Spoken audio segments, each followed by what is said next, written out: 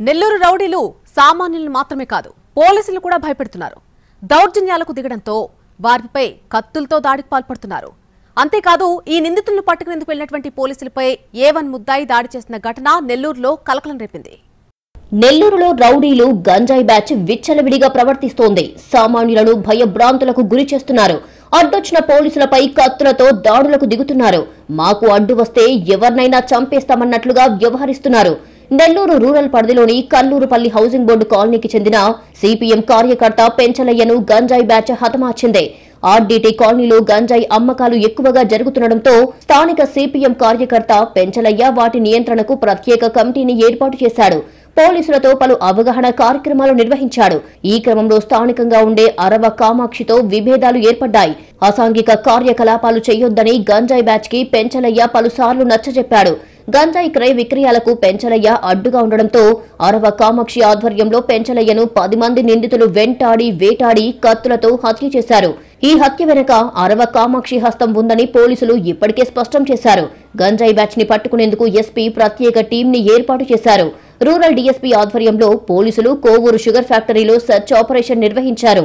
నిందితులు పారిపోయేందుకు అక్కడ ఉన్నారని సమాచారం రావడంతో వెళ్లిన పోలీసులపై జేమ్స్ అనే నిందితుడు ఎదురుదాడికి దిగాడు. హెడ్ కానిస్టేబుల్ ఆదినారాయణపై కత్తితో దాడి చేశాడు. దీంతో అతనికి 2 చోట్ల గాయాలయ్యాయి. జేమ్స్ దాడిలో గాయపడ్డ ఆదినారాయణ గట్టిగా కేకలు వేయడంతో పక్కనే ఉన్న రూరల్ సీఐ ఆత్మరక్షణలో భాగంగా గాల్లోకి ఒక రౌండ్ కాల్పులు జరిపాడు. మరో రౌండ్ కాల్పులు జరపడంతో జేమ్స్ కాలికి గాయమయ్యింది. దీంతో మిగిలిన నిందితులు పరారవగా జేమ్స్ ని పోలీసులు అదుపులోకి తీసుకుని నెల్లూరు ప్రభుత్వ ఆసుపత్రికి తరలించారు. ప్రస్తుతం హెడ్ కానిస్టేబుల్ తో పాటు జేమ్స్ ఆరోగ్యం కూడా నిలకడగా ఉంది. క్రైమ్ స్పాట్ కి చేరుకున్న క్లూస్ టీం ఆధారాలను సేకరిస్తోంది. పెంచలయ్య హత్యకు గంజాయి బ్యాచ్ కి మధ్య పాత కక్షలు ఉన్నాయని పోలీసులు చెబుతున్నారు.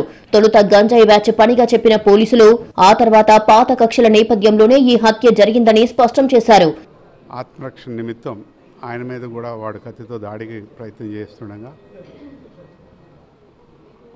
కింద కాళ్ళ వైపు కాల్పులు జరపడం జరిగింది. ఒక రౌండ్ కాల్చంగా అతను చిన్న సింపుల్ ఇంజరీ తోటి గాయపడటం అయింది. తర్వాత కత్తి కింద పడేసేసి అతనుని అదుపులో తీసుకున్నారు. ఆ కేసులో దర్యాప్తులో స్పెషల్ టీమ్స్ తిరుగుతున్నాయి. దాంట్లో మొత్తం సుమారు 10 మంది పైన ముద్దాయిలు ఉన్నారు.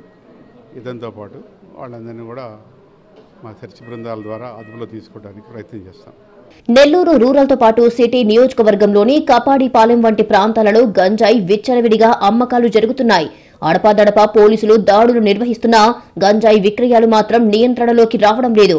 ఇటీవలి కాలంలో గంజాయి బ్యాచ్ నుంచి హత్యలు, దౌర్జన్యాలు నెల్లూరులో ఎక్కువగా జరుగుతున్నాయి. గతంలో వెంకటాచలం టోల్ ప్లాజా వద్ద రూరల్ డీఎస్పీ వాహనాన్ని గంజాయి బ్యాచ్ ఢీకొట్టింది. బయట ప్రాంతాల నుంచి గంజాయి తీసుకువస్తున్నారు అన్న సమాచారంతో వాహనాలు తనిఖీ చేస్తుండగా రూరల్ డీఎస్పీ వాహనాన్ని ఢీకొట్టడంతో ఆయనకు గాయాలయ్యాయి. నెల్లూరు జిల్లాలో జరుగుతున్న నేరాలు మొత్తం గంజాయి మత్తులోనే జరుగుతున్నాయన్న ప్రచారం జరుగుతోంది. సిపిఎం కార్యకర్త పెంచలయ్యను గంజాయి విక్రయాలకు అడ్డుగా ఉన్నారు అని చంపేశారని సిపిఎం కార్యకర్తలు ఆవేదన వ్యక్తం చేస్తున్నారు. గంజాయికి మద్యానికి దూరంగా ఉండాలంటూ పెంచలయ్య కొంతకాలంగా అవగాహన ర్యాలీలు సైతం చేస్తున్నాడు. అది జీర్ణించుకోలేకపోయిన గంజాయి బ్యాచ్ ఈ ఘాతుకానికి పాల్పడింది. మొత్తం గంజా కామాక్షి అని ఆమె పేరు మొత్తం టోటల్ పోలీస్ స్టేషన్ మొత్తం తెలుసు. మన ప్రతి ఒక్క 1 టౌన్ నుంచి 5th టౌన్ దాకా ప్రతి ఒక్క స్టేషన్లో మీరు అడిగినా చెప్తారు గంజా కామాక్షి అంటే ఆమె వల్లే మొత్తం ప్రాబ్లమ్స్ అంతా ఆమె. అసలు ఆ ఊరిని ఆ గుడిని మొత్తం ఏలాలని ఇంతకుముందు ఇప్పుడు ఉండేది వాళ్ళ కిసాన్ నగర్లో ఉండి ఇక్కడ ఈ RD colony storage ganja storage రూమ్గా వాళ్ళు పెట్టుకోవడం జరిగింది. చాలా మంది కూడా అరెస్ట్ కూడా చేశారు అక్కడ. లేడీ డాన్ అరుణ వ్యవహారం బయటపడడంతో పోలీసులు హై ప్రొఫైల్ నేరగాళ్ల రౌడీ షీటర్లపై దృష్టి పెట్టారు. వారందరినీ అరెస్టు చేసి నెల్లూరు సెంట్రల్ జైలుకి తరలించారు. మరికొందరిపై పీడీ యాక్ట్ నమోదు చేసి కడపకు పంపారు. ఇక నెల్లూరులో రౌడీ షీటర్లు లేరనుకుంటున్న సమయంలో గంజాయి మత్తులో నేరాలు జరుగుతున్నాయి. 20 లోపు వయసు కలిగిన నేర ప్రవృత్తి కలిగిన యువకులు ఈ దాడులకు, హత్యలకు పాల్పడుతున్నారు. గంజాయి విక్రయాలను అరికట్టగలిగితే దాడులను, హత్యలను నివారించవచ్చంటున్నారు స్థానికులు.